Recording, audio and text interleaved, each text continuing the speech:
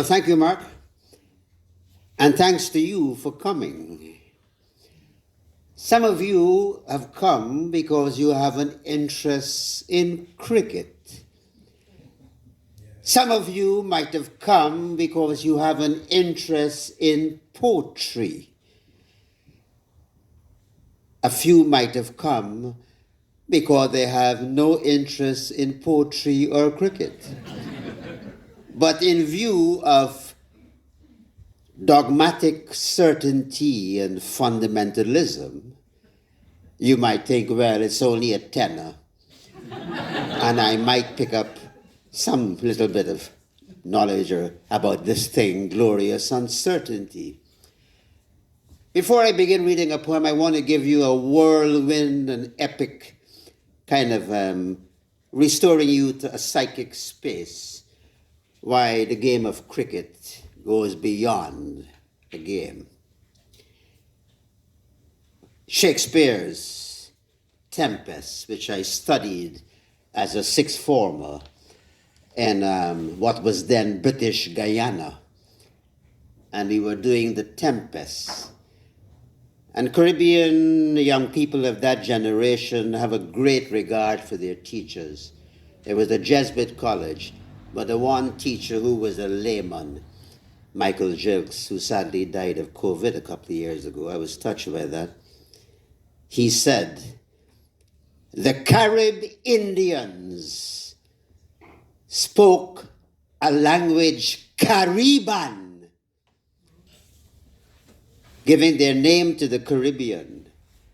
But European historians branded them cannibals. Reflect on that. Cariban, cannibal, and then Shakespeare is influenced by Elizabethan exploration, comes up with Caliban, earthbound, dispossessed of his island. A play about, colonization. It came over to me even stronger when my teacher, who was an actor and director, he did a wonderful production in Barbados, having Prospero dressed as a colonial governor and Caliban dressed as an indigenous Indian. But having said that, even though many Caribbean writers have voiced the voice of Caliban, one Uruguayan writer, Jose Enrique Rodo, did pose an interesting question, that the Caribbeans shouldn't be seeing themselves as the earthbound Caliban, but should take flight in the imagination and identify with Ariel. That was a radical perception. Usually it was the post-colonial writer identifying with Caliban. He was suggesting, how about Ariel, flying, the imagination? And that was actually led to a movement called Modernismo, where Latin American writers were flying with Ariel. So I'll do the first poem for you. I dedicate it to C.L.R. James, a Renaissance Caribbean mind. Every book he wrote was a classic. Beyond the Boundary, The Black Jacobins, about the French Revolution, and Toussaint Louverture. So, Beyond the Boundary, I echo.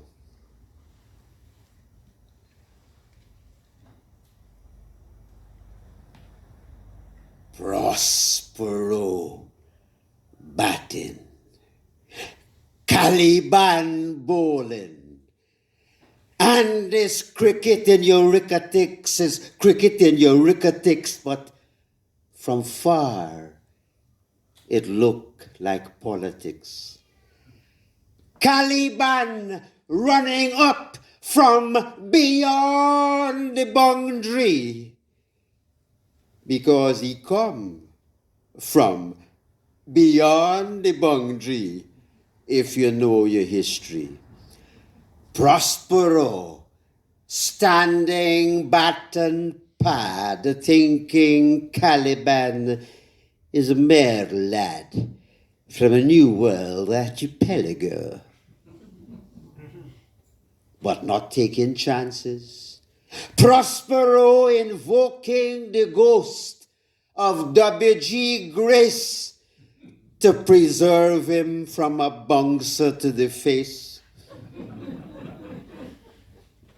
Caliban, if he want, could invoke Duppy, Jumby, Zemi, all kind of spirit thing, but he relying just on pace and swing. Caliban arcing the ball like an unpredictable whip. Prospero foot like it chained to the ground. Before he could make a move, the ball gone through to the slip, and the way the crowd rocking, you think they're crossing the Atlantic. Is cricket in your ricketics. But from far, it looked like politics. Prospero remembering how Caliban used to call him master. Now Caliban agitating the ball faster, and the crowd shouting, "Power!" Caliban remembering how Prospero used to call him knave and serf. Now Caliban striding the cricket turf, like he breathing a nation. And the way the ball swinging its own way, you swear the ball hear about self-determination. Prospero wishing Shakespeare was the umpire. Caliban see a red ball and he see fire rising with glorious uncertainty. Prospero front pad forward with diplomacy. Prospero invoking the god of snow, wishing for a shower of flakes to stop play. But the sky is so bright with Carib glow,